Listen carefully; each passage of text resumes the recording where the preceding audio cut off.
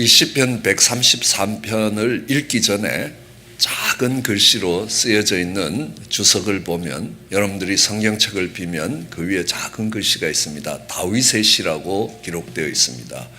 그리고 성전에 올라가는 노래라라는 것입니다. 시편에는 성전에 올라가는 노래가 15개가 나옵니다. 오늘 이 시편 133편이 그 14번째가 되는 것입니다. 그 중에 솔로몬이 쓴 시도 있지만 오늘 이 시편 133편은 다윗이 쓴 시입니다. 우리는 다윗의 삶을 보면서 다윗의 가정에도 참 많은 아픔들이 있었다, 갈등들이 있었다라는 것들을 알 수 있습니다. 다윗의 아들 암논은 그의 이복 누이 다말을 겁탈합니다. 그 이복 누이와 같은 형제 자매가 되었던 압살롬이 거기에 앙심을 품습니다. 그리고 양털 깎던 날 압살롬을 초대해서 압살롬을 죽여버립니다. 그리고 그 압살롬은 사촌형인 요압에 의해서 죽임을 당합니다. 다윗의 말년에 가더라도 왕이 된 솔로몬이 반역을 시도하는 아도니아를 또 죽이게 됩니다. 다윗은 여러 번 자식들이 그 형제들의 손에 의해서 죽는 것들을 보게 되는 것입니다. 우리가 사고로 그 자녀를 잃어도 얼마나 가슴이 아픈지 모릅니다.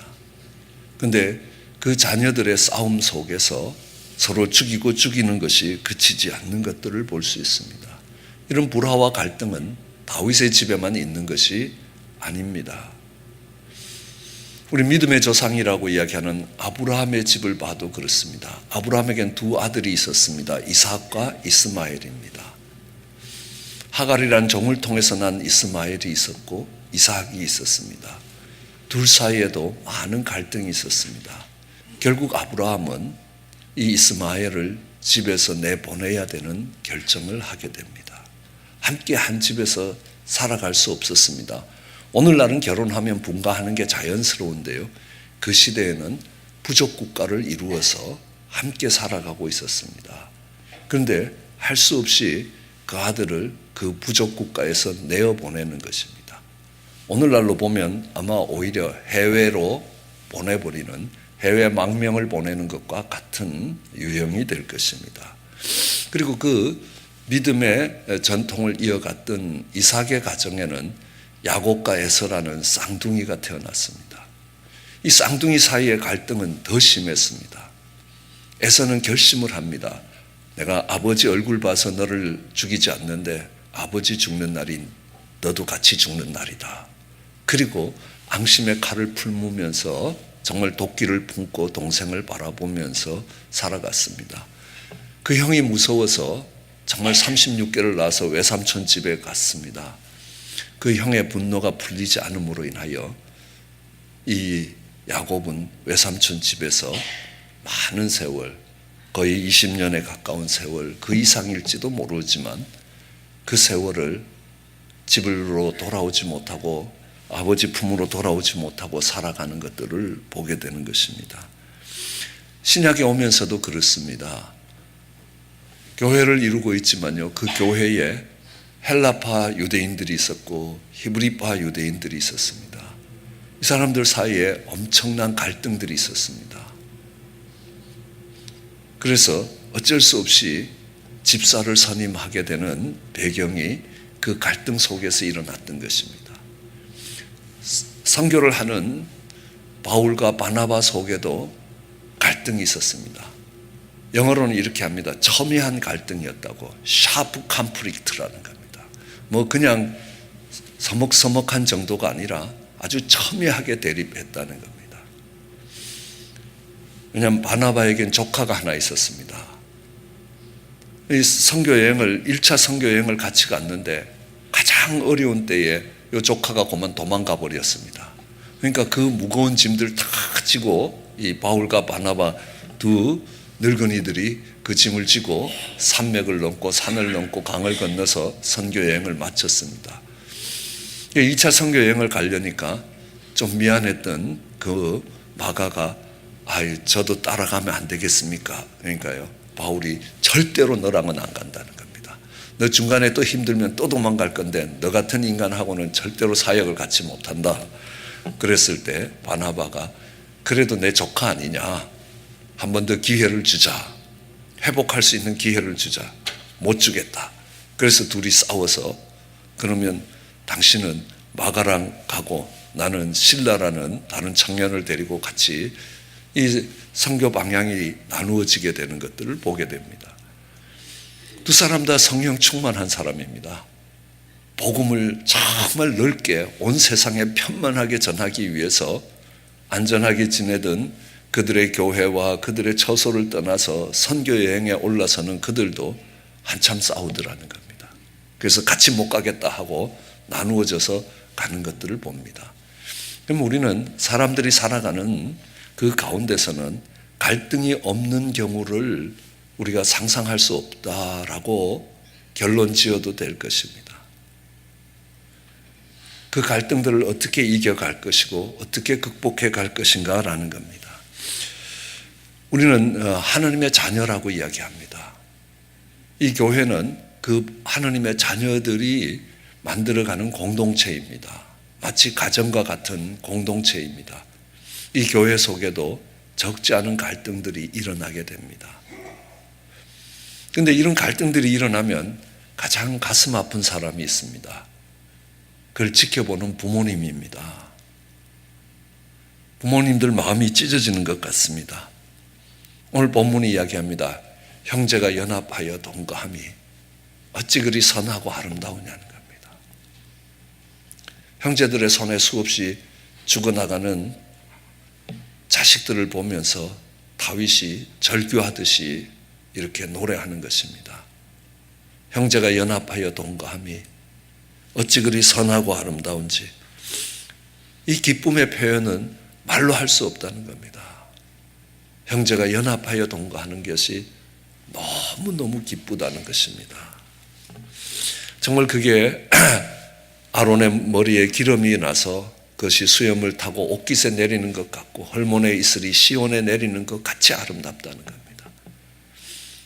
그 정도가 아니라 하나님이 그곳에서 영원한 생명을 명하셨다는 겁니다.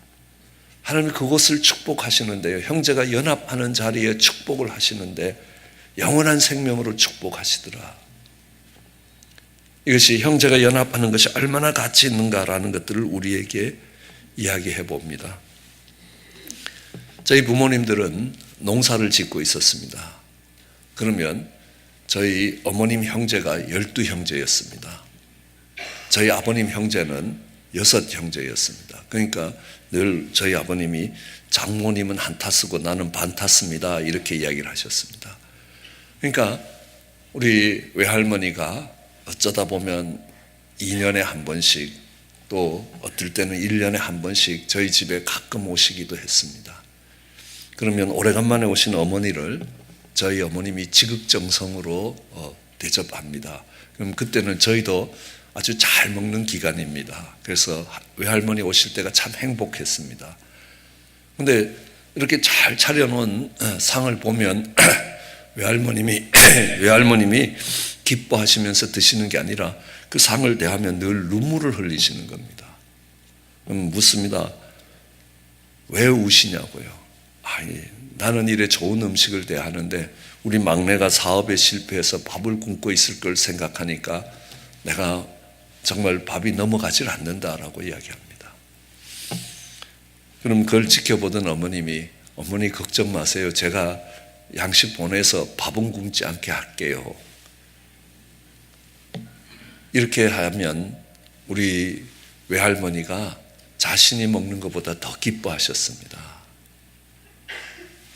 우리 외할머니도 경제적으로 넉넉하셨기 때문에 충분히 아들 밥 사줄 수 있었습니다. 쌀 떨어지지 않게 해줄 수 있는데요, 형제가 연합하여 동거하는 것들이 너무너무 아름다워 보였었던 겁니다. 그래, 내가 죽어도 저들끼리 밥 굶게 하지는 않겠구나라는 생각을 하셨던 것 같습니다. 그래서 정말 형제가 연합하는 것 얼마나 소중한지 모른다는 겁니다. 성경에도 이야기합니다. 이 마태복음 5장 22절로 24절에 보면 예수님이 말씀하십니다. 내가 너희에게 이르노니 형제에게 노하는 자마다 심판을 받게 될 것이고 형제에 대하여 라가라 하는 자는 공회에 잡히게 되고 미라는 놈이라 하는 자는 지옥불에 들어가게 되리라. 그러므로 예물을 제단에 드리다가 거기서 형제에게 원망 들을 만한 일이 있는 줄 생각나거든 예물을 제단 앞에 두고 먼저 가서 형제와 화목하고 그 후에 와서 예물을 드리라. 형제와 화목하지 못하는 게 있으면 예물을 드려도 소용이 없다는 것입니다. 내가 하나님께 정말 아름다운 예배를 드리겠다라고 할 때도 형제들과 막힌 것들을 풀고 와서 예배를 드리라는 겁니다. 아마 이렇게 결론을 내릴 수 있을 것입니다. 우리가 형제하고 막히면 하나님하고도 막힌다는 겁니다. 저 인간 다시는 안 봤으면 좋겠다. 그런데 그 인간이 예수를 믿으면요, 천국에서 봐야 됩니다. 그러면요, 천국이 천국 안 될 거 아닙니까? 그러면 하나님이 천국 오기 전에 생각을 고쳐놓고 훈련을 시켜야 되는 겁니다.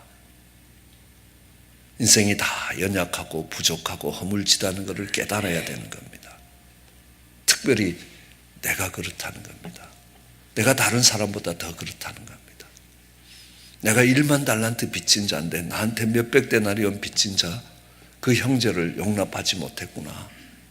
내가 은혜를 잊었구나라는 게 깨닫지 않고 천국에 가면 불편해집니다. 그러니까 하나님이 오시기 전에 반드시 수리하실 것입니다. 그뿐만이 아닙니다. 정말 사랑으로 형제가 연합하면 놀라운 일이 일어난다고 이야기합니다. 요한복음 13장 34절에 주님이 새 계명을 주신다는 겁니다. 서로 사랑하라는 겁니다. 내가 너희를 사랑한 것 같이 너희도 서로 사랑하라는 겁니다. 너희가 서로 사랑하면 이로써 모든 사람이 내 제자인 줄 알 것이라는 겁니다. 가서 열심히 예수 믿으라고, 예수님이 우리의 구주가 되신다고 전하는 것도 소중하겠지만요, 형제가 서로 사랑하는 모습들을 보이라는 겁니다. 그러면 너희가 내 제자인 줄 알리라. 근데 참 부끄러운 것은요, 사람들이 버스에서 막 싸우니까 어떤 신사가 내리면서 당신들은 여기가 교회인 줄 알고 싸우냐고 이런 말을 하는 것입니다. 2003년 선교대회를 할 때도 LA에 어느 상점에 갔는데 막 싸우니까 주인이 나와서 똑같은 말을 했습니다. 여기가 교회인 줄 알고 싸우냐고, 나가라고. 얼마나 가슴이 아팠는지 모릅니다. 하나님이 하나님의 이름을 두시려고 세워둔 교회가 정말 세상 사람들에게 그런 모습으로 비춰졌다는 것입니다. 형제가 연합하여 정말 동거하는 것이 얼마나 아름다우냐.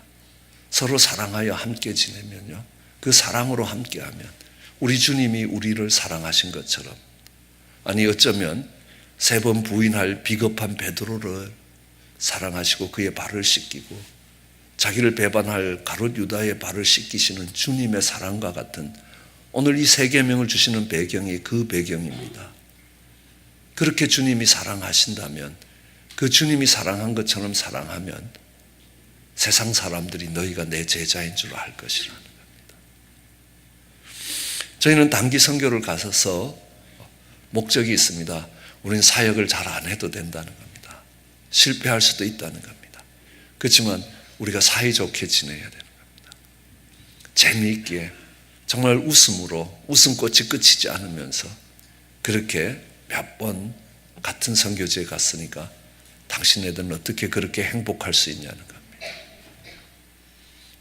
그게 가장 크게 은혜 받은 것이라는 겁니다. 아, 하나님이 이렇게 하시는 것이구나 라는 겁니다. 서로 사랑으로 연합하면 얼마나 큰 은혜가 되는지. 에베소서 5장 30절은 우리에게 이런 말씀을 하고 있습니다. 우리가 예수 그리스도의 몸을 이루고 있다.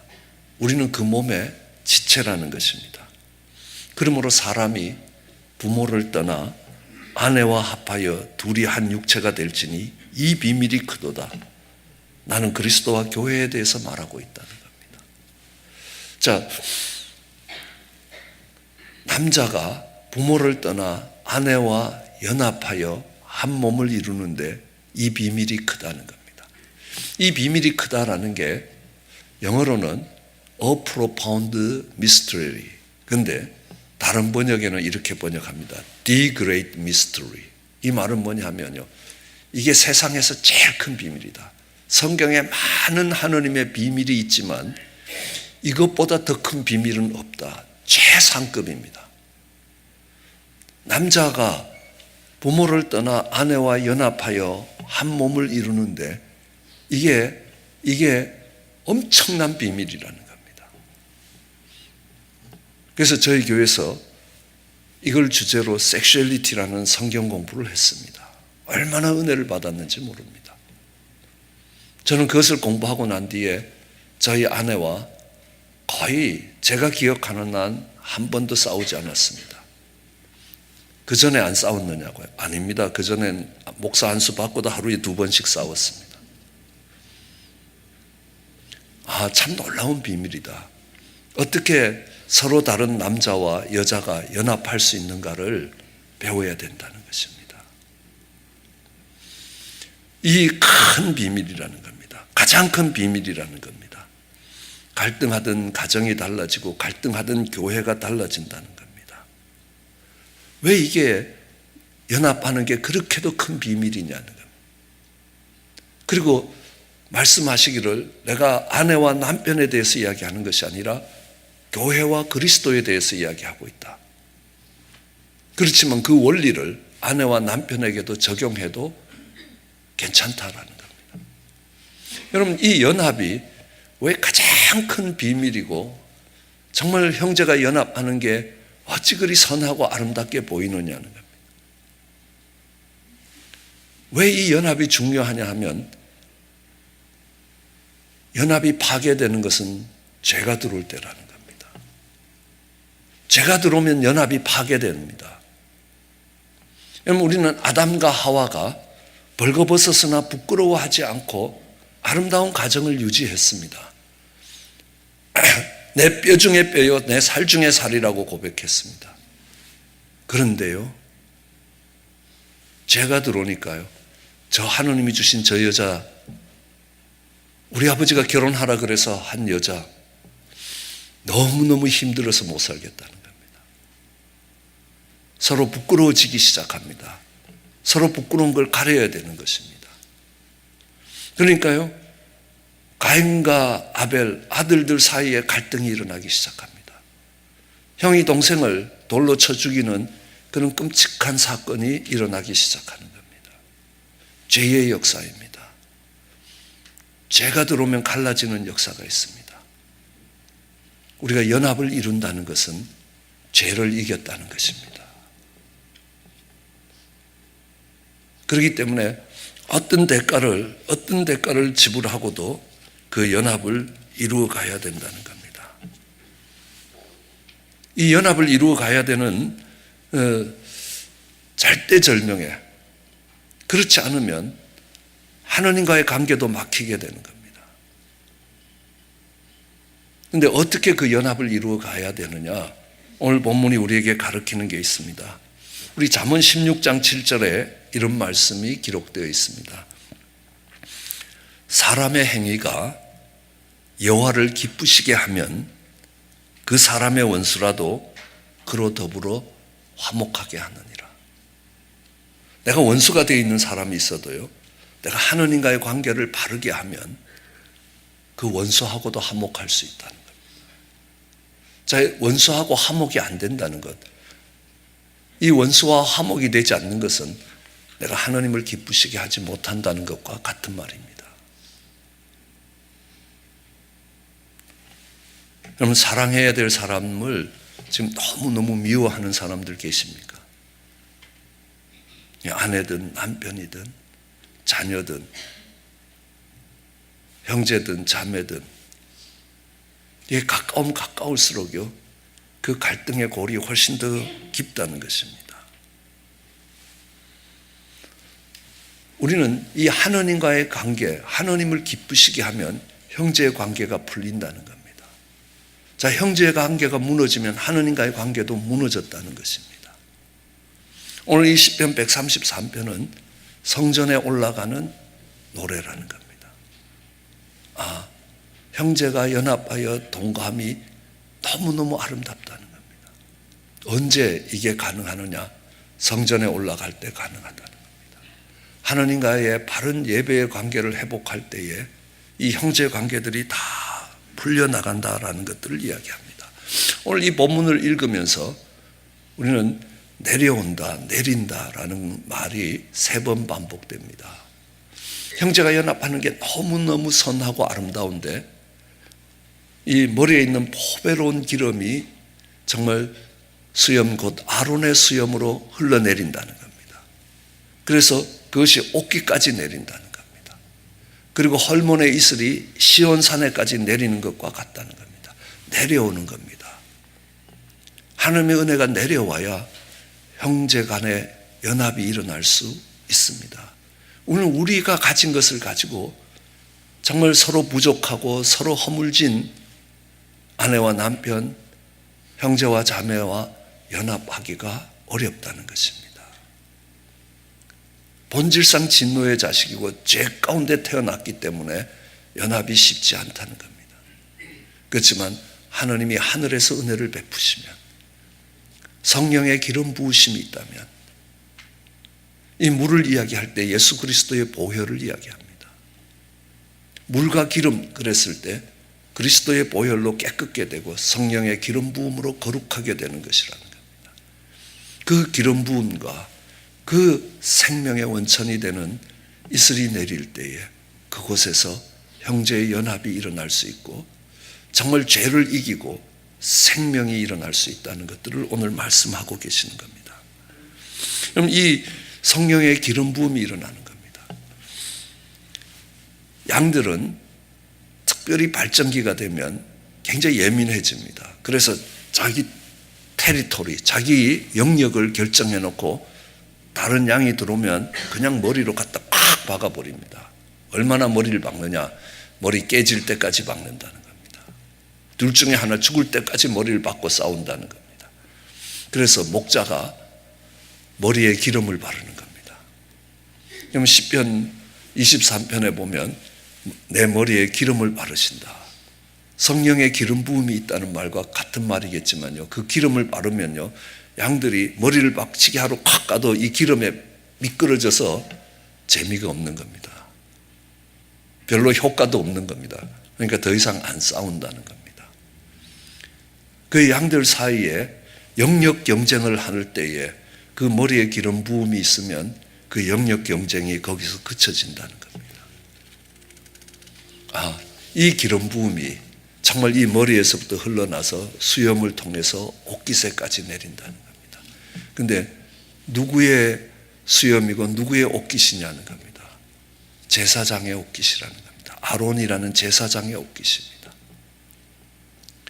그럼 제사장이 하는 일이 뭐겠습니까? 우리 형제 자매들의 죄를 들고 하나님 앞에 가서 그 죄의 문제를 해결하는 사람을 제사장이라고 이야기합니다. 백성들이 죄를 졌을 때 그들의 죄짐을 짊어지고 하나님 앞에 들어가는 사람을 제사장이라고 이야기합니다. 하나님이 거기에 기름 부으시는 겁니다. 기름 부으셔서 그를 제사장으로 세워놓으면요. 그 수염이라는 이스라엘 사람들은 수염을 권위로 상징합니다. 그래서 포로가 되면 너는 내 포로다라는 표현이 뭐냐면 수염을 탁 잘라버리면 포로가 된다는 겁니다. 그리고 옷깃에 내려오면 이 옷깃에는 2개의 호마노라는 보석이 있습니다. 이 호마노라에 한쪽에 6지파의 이름과 한쪽에 6지파의 이름이 있습니다. 그거를 그 기름이 덮고 다시 가슴으로 내려오면요. 여기에 12개의 보석이 있습니다. 이스라엘의 12지파를 이야기합니다. 그들 위에 기름이 내릴 때 그 형제의 연합이 아름답게 일어난다라는 것들을 우리에게 말씀해 주고 있습니다.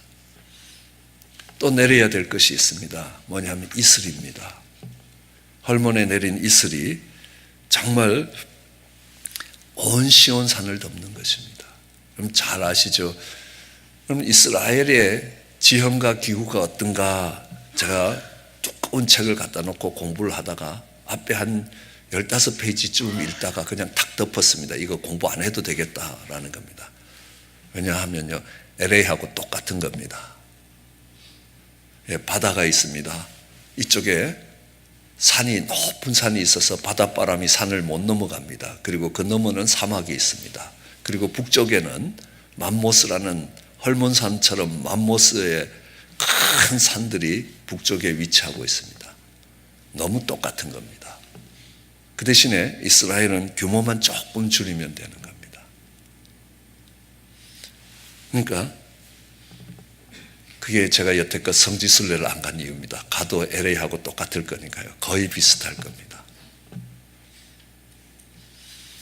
어쨌든 이 헐몬에서 여러분, 우리가 살아가는 이 로스앤젤레스도 아무리 비가 와도 가뭄이 해소되지 않습니다.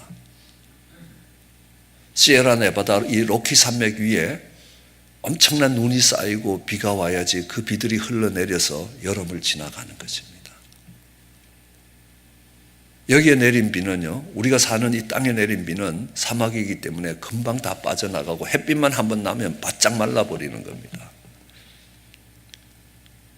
그렇지만 저 산에 내린 이 비들은, 눈들은 계속 흘러내리고 이슬이 돼서 시온에까지 내려오는 것처럼 내려온다는 겁니다. 그래야 여름에 농사가 가능하고 여름에 여러 가지 살아가는 삶이 가능한 겁니다. 그래서 이슬이 높은 데서 내려서 정말 내려옵니다. 예, 호세아서 14장 7절은 이렇게 이야기합니다. 하나님께서요, 내가 이스라엘에 이슬 같다는 겁니다. 내가 이스라엘 백성들에게 이슬 같다는 겁니다. 저가 백합화같이 피겠고 레바논의 백향목같이 뿌리가 박힐 것이라. 가지가 퍼지고 그 아름다운 감람나무 같고 그 향기는 레바논의 백향목 같으니 그 그늘 아래 거하는 자는 돌아올 것이라. 저희는 곡식같이 소성할 것이요 포도나무같이 꽃이 필 것이요 향기는 레바논의 포도주 같을 것이라. 그럼 이 헐몬에 내린 이슬들이 정말 모든 레바논의 백향목같이 향기 있고 정말 그 뿌리가 박히고 백합화같이 될 것이라는 겁니다. 하나님이 우리에게 정말 이슬같이 되시면 그런 일들이 일어난다. 왜요? 이스라엘의 헐몬에 내린 이슬이 레바논의 백향목을 키우고 정말 백합화를 키우고 그것들이 뿌리가 내고 그 그늘 아래 사람이 거하게 하고 포도나무같이 꽃이 피게 했고 포도나무를 꽃피게 만들고 정말 거기서 아름다운 포도를 가지고 포도주를 만들어가는 거 아니냐. 하느님이 우리에게 이슬 같다는 겁니다. 그 이슬이 우리에게 내리면요, 그 하나님의 은혜로 우리는 형제가 연합하여 하나가 될 수 있다는 겁니다. 우리가 하나님과의 관계가, 하나님이 나를 어떻게 사랑하셨고 하나님과의 관계가 어떤 것인가를 확인한다면 우리는 형제와 연합할 수 있다는 겁니다. 그 형제와 연합하는 걸 하나님이 얼마나 사랑하시는지 모릅니다. 아브라함의 목자와 롯의 목자가 싸웠습니다. 하도 양떼들이 많아서 물 먹이는 게 어려우니까요. 내 양떼부터 먼저 먹이겠다. 내 양떼부터 먼저 먹이겠다. 그럴 때 아브라함이 우리가 같은 하느님 자녀 아니냐? 이렇게 싸울 수 있겠느냐? 네가 동을 택하면 내가 서를 택하고 네가 서를 택하면 내가 동을 택할 것이다. 그가 동을 택해서 갔습니다. 그래서 하나님이 아브라함에게 뭐라고 얘기합니까? 롯이 택해간 동쪽을 바라는 겁니다. 그게 롯의 땅이 아니라 네 땅이 될 것이다. 동서남북을 다 봐라. 너와 내 후손의 땅이 될 것이라는 겁니다. 왜요? 싸움을 형제가 연합하기 위해서 그가 얻을 수 있는 이익을 포기했기 때문에 그렇습니다. 이걸 우리 자녀들에게 가르쳤더니만요, 둘 사이에 싸움이 없어졌습니다. 내가 양보하면 하나님이 날 축복하실 것이다. 유다를 봐도 그렇습니다. 아버지의 마음을 알고 정말 물건을 도둑질한 베냐민 대신에 자신이 종살이 하겠다라고 나서니까요. 하나님이 이 유다를 축복하시는데 이 창세기에 말로 할 수 없을 만큼 축복하시는 겁니다. 너희가 형제의 찬송이 될 것이고 형제의 자랑이 될 것이고 치리자의 지팡이가 통치자의 홀이 정말 너를 떠나지 않을 것이라. 너희 집에서 너희 형제를 다스리는 모든 왕들이 유다에서 나올 것이라는 겁니다. 예수님이 그 유다를 통해서 오셨다는 겁니다. 오늘날도 유태인들, 그 유다의 후손들은 어디를 가더라도 탁월한 민족이 되고 있는 것입니다. 다윗과 사울을 봐도 그렇습니다. 다윗도 허물이 많습니다. 그러나 다윗은 사울을 죽일 수 있는 기회에 그렇지 않습니다. 하나님이 기름 부으셨으니까 하나님이 하실 것이라는 겁니다. 그는 사울로부터 많은 고난을 받으면서도 그 연합을 추구해 갔습니다. 칼을 들고 다투지 않았습니다. 그랬을 때 하나님이 다윗을 얼마나 축복하셨는지 내 마음에 합한 자라고 이야기하면서 정말 세상에 둘도 없는 다윗 같은 그런 역사들을 만들어가게 하셨습니다. 이런 형제를 연합하는 것들이 하나님께 얼마나 선하고 아름답고 가치 있는 것으로 여겨지는지 모릅니다. 형제와 연합하는 것 우리의 선택이 아닙니다. 어떤 대가를 지불하고라도 이루어 가야 될 것입니다. 그러면 거기서 하나님이 영원한 생명, 죄를 이긴 자에게 주시는 영원한 생명을 허락하실 것입니다. 그렇게 하나님의 기쁨이 되는 저와 여러분 되시길 주의 이름으로 축원합니다. 기도하시겠습니다.